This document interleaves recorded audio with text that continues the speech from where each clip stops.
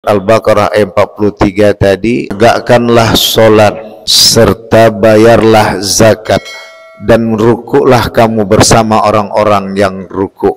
Menarik yang kita ingin lihat di sini penghubungan ayat sebelumnya atau kalimat sebelumnya dengan kalimat sesudahnya, yaitu kalimat sebelumnya adalah wa'atuz zakah dan sebelumnya tegakkanlah solat dan bayarlah zakat. Sesudahnya adalah warka'u ar-rakiin, rukuklah kamu bersama orang-orang yang ruku.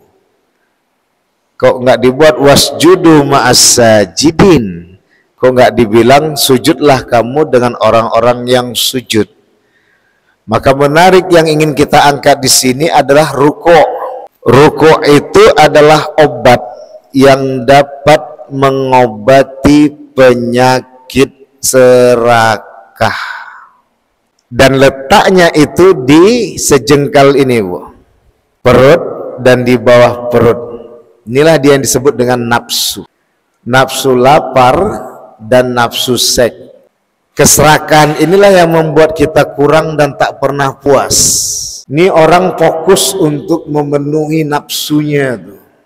Maka dihubungkan dia dengan yang pertama dan tegakkanlah sholat. Halo sahabat semuanya, salam giat. Berjumpa di channel al.andawi.andi. Jangan lupa klik tombol subscribe dan nyalakan loncengnya ya. Terima kasih.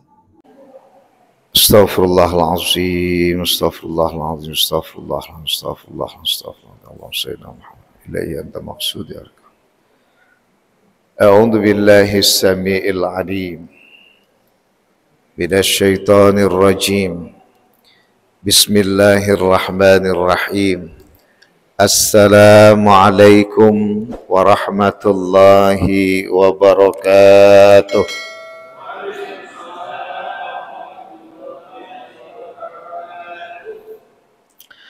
الحمد لله wa syukurillah wassalatu wassalamu ala rasulillah sayyidina Muhammad wa mawalah.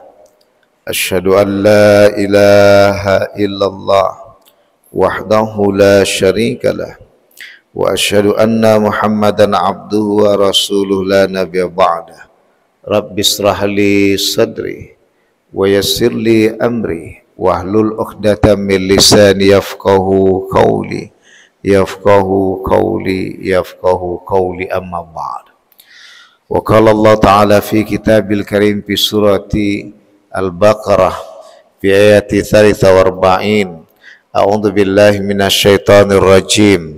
Bismillahirrahmanirrahim. Wa aqimis salata wa atuz zakata warka'u ma'ar raki'in. Shadaqallahul 'azim.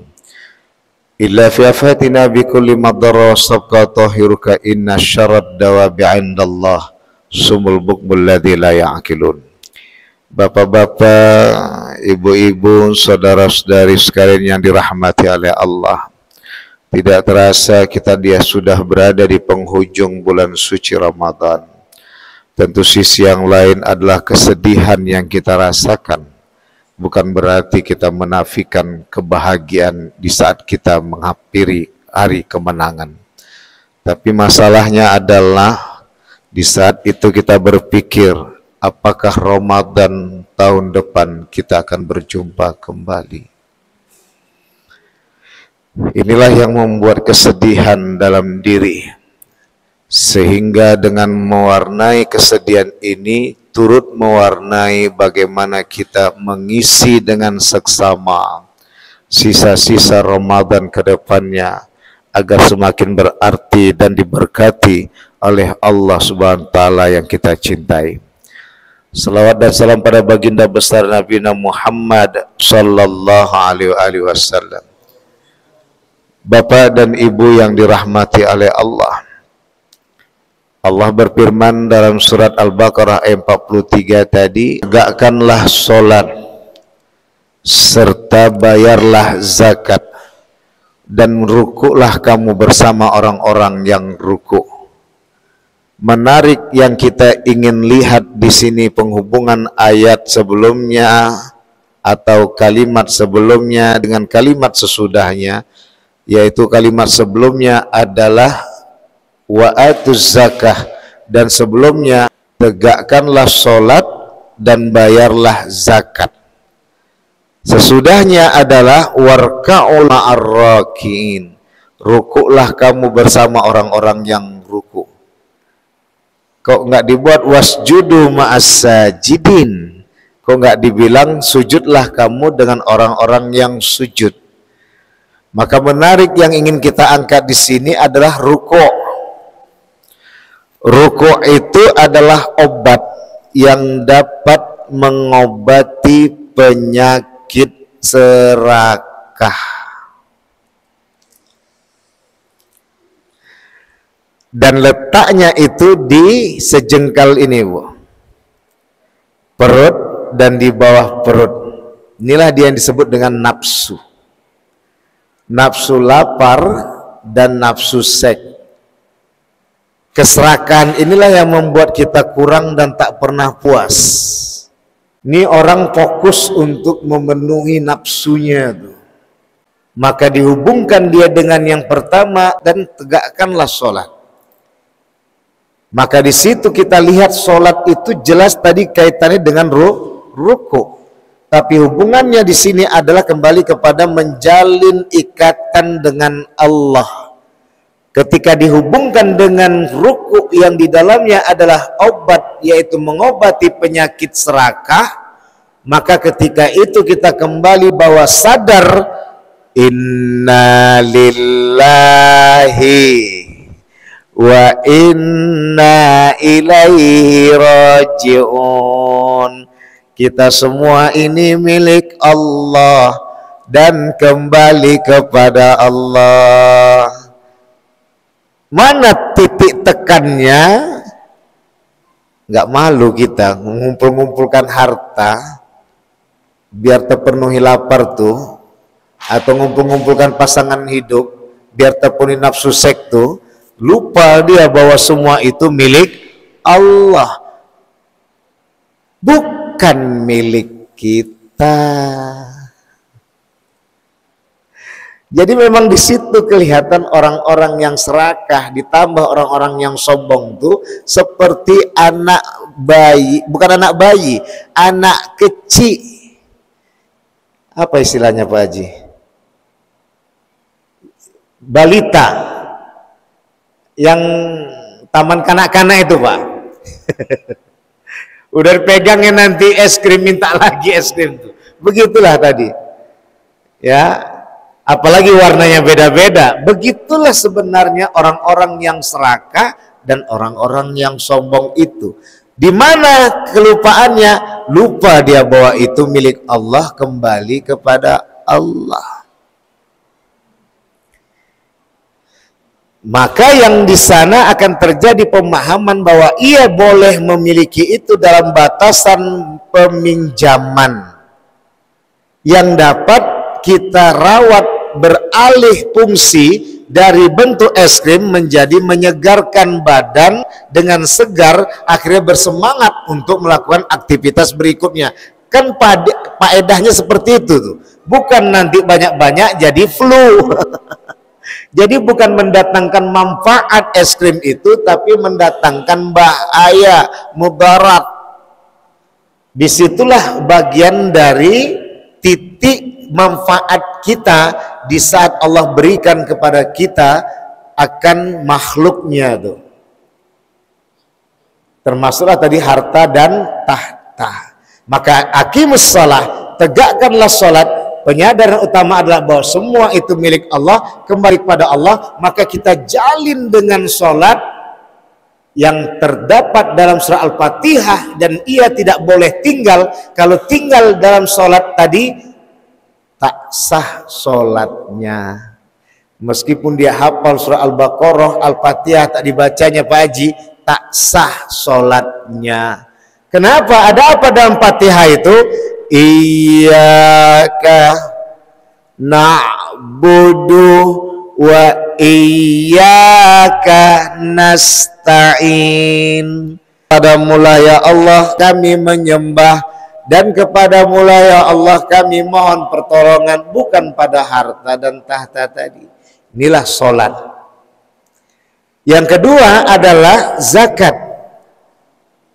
Kenapa zakat dan salat tadi udah salat tadi silaturahmi pada Allah, zakat tadi silaturahmi kepada manusia. Kalau tadi disebut salat hablum minallah, kalau zakat tadi hablum minannas.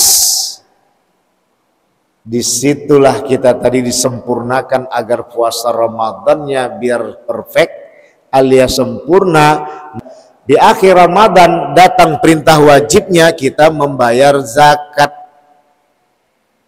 Mubahnya di awal Ramadan, sunnahnya setelah sholat subuh, makruhnya setelah sholat Idul Fitri, haramnya tenggelam matahari berganti datang maghrib, maka tak ada lagi diterima. Paling-paling diterima mungkin dia belum berzakat tahun yang lalu, itu zakat tahun lalu lah itu. Cuman perkara ini tadi dalam setelah sholat subuh sunnah ini susah. Makanya disitulah diberi kemudahan, datanglah badan amil zakat. Kalau zaman tahun 80-an memang habis subuh ditampung semua. Makanya sholat kita Idul Fitri jam berapa Pak? Jam 9. Iya dulu tahun 80 Idul Fitri jam 9. Paling cepat jam 8, itu pun ribut tahun 80. Jam 9 Idul Adha baru jam 7 biar cepat-cepat makan. Iyalah namanya puasa. Cuman kan karena waktu itu lagi asik-asiknya membuka open house, makanya dibuat semua jadi jam 7 biar cepat langsung ke pendopo menjumpai Pak Wali Kota. Waktu itu begitulah kisahnya. Bapak dan Ibu yang dimuliakan oleh Allah, disitulah dulu tahun 80-an, habis subuh masih menampung tuh sampai jam 8. Maka baru ambil zakat nggak bisa tidur tuh Pak. Kenapa? Tidak menutup kita dalam orang yang mau membayar zakat dengan mengambil pahala sunnah. Jadi sekarang kita sudah lepas sunnahnya, tapi tak apa-apa lah. Ya, yang penting begitu dah suasananya, kayak mana lagi. Ya kan, nanti kita buat jam 9 di center orang pula, makanya disinilah kajian kepada ulama. Kalau saya dari dulu udah saya ungkapkan itu setiap ceramah Pak, kalau bisa jam 9 Idul Fitri, jam 7 Idul Adha, datang lagi jawaban, kami mau jumpai mertua jauh di sana di Perapat Ustadz. Udah, ajablah. Bapak dan Ibu yang dirahmati oleh Allah, selesai. Terakhir adalah siapa saja yang harus membayar zakat fitrah ini. Sebelum kita masuk siapa saja yang membayar zakat fitrah, tentunya adalah kita pahami disinilah tadi agar di saat puasa itu adalah bulan rasa, maka biar peka, semakin sensitif ke perasaan kita, maka ditutuplah dengan zakat fitrah, menjadi suci kita. Kenapa? Disitulah kita sadari pertama akan dua hal. Yang pertama adalah tidak ada yang berbeda di situ, semua sama. Mau si miskin, mau si kaya, mau si tinggi derajatnya, mau tak ada derajatnya, semua sama. Maka di saat itu disempurnakan dengan yang kedua, semua wajib membayar zakat kecuali orang yang tidak mampu. Orang miskin dia, kategori miskin bayar zakat tadi, di saat itu dia dengan istrinya 2, anaknya 1, 3. Uang taruhlah 2,7 kilogram. Taruh yang dimakannya adalah 12.000 rupiah. 2 kilo jadi 24.000. 7 kilo berapa Bang? 24. Taruhlah 34.000 rupiah. 34.000 rupiah uang dia limpul. Setelah diasingkan makan tadi untuk pagi, uang dia sisa limpul 34.000, maka si suami saja yang berzakat fitrah, istri tidak wajib karena tidak ada duit. Disitulah amil zakat tadi membagi malam hari pukul 2, pukul 3, memberi kesempatan ketika berkumpul uangnya yang tadi tak bisa berzakat fitrah menjadi wajib. Itu dia. Kalaulah dia modelnya beras, beras itulah diasingkannya, tapi perkaranya kan dia belum sempat makan beras. Beras baru datang, langsung datang dia kembalikan. Tapi nggak apa-apa lah karena beras itu memang ada. Maka jangan kajian kemarin tentang masalah uang dan beras jangan diperdebatkan. Itu kajian teks itu. Kajiannya kepada kajian hakikat. Kemana sisi manfaat? Kalau zaman dulu susah itu membelanjakan pakai uang, makanya ke gandum. Karena bisa tukar dengan ikan, bisa tukar dengan sayur, bisa tukar. Kalau uang tadi payah mengembalikannya lain sebagainya. Nah sekarang memudahkan uang yang gampang daripada beras. Tiba-tiba beras bertumpuk, payah menjualkannya, tapi bisa orang menampung. Terakhir yang akhir-akhirnya harga jatuh di bawah. Kan itu yang kejadian. Betul nggak Pak Haji? Survei membuktikan ketika kita bukan penjual beras, kita jualkan, ditekan sama yang mau nerima beras, ujung-ujungnya ketipu dia. Bisa dipahami ya, kecuali jujur semuanya memang harga ya 12.000 ya 12.000 dijual. Ini kadang tidak dibuat. Kalau ibu mau jual 5.000 lah Bu, kasihan kan. Ini yang membuka pintu dosa. Maka dalam hal ini yang pertama tadi 2,7 kg. Jadi artinya kalau berlebih uang itu bisa 3 orang masih ada bersisa, maka wajib dia membayar 3-3-nya. Tapi yang dimulakan suami dulu bayar, baru dia nanti masuk kepada istri dan anak. Jangan nama istri dulu dia belum dibayarkan zakat fitrah. Ayo. Ya.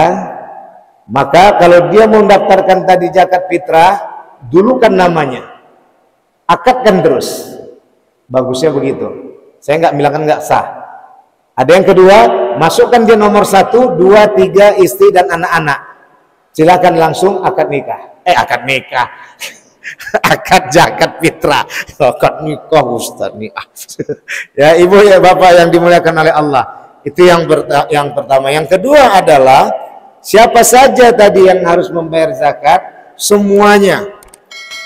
Kecuali 2. Bayi yang baru lahir azan maghrib, Allahu Akbar, Allahu Akbar, kita buka puasa nih Ramadan terakhir, lahir oe, nggak wajib zakat fitrah. 1 ya. Yang kedua nih berhubungan dengan tanggung jawab suami. Ngebet kali dia Pak Haji, udah habis azan maghrib tadi, udah buka puasa, nikah di habis maghrib. Maka suami tidak wajib menanggung jawab istri untuk dibayar zakat. Siapa? Ayah si perempuan. Dan itu tanggung jawab ayah perempuan, membayar zakat anak perempuan yang sudah akan menjadi calon istri menantunya. Jadi inilah dia Bapak dan Ibu yang dimuliakan oleh Allah. Begitulah kajian dari zakat fitrah. Intinya adalah untuk menghapus keserakahan, karena keserakahan inilah yang membuat kesejahteraan tak pernah hadir di permukaan. Minal aidin wal faidin, mohon maaf lahir dan batin. Mudah-mudahan Ramadan tahun depan kita berjumpa kembali sehat walafiat, diberkati kehidupan kita. Pada Allah maaf kepada Bapak dan Ibu sekalian minta maaf. Subhanakallahumma bihamdika asyhadu an la ilaha illa anta astaghfiruka wa atubu ilaik. Wallahu muwaffiq ila aqwamit thoriq fastabiqul khairat. Wassalamualaikum warahmatullahi wabarakatuh.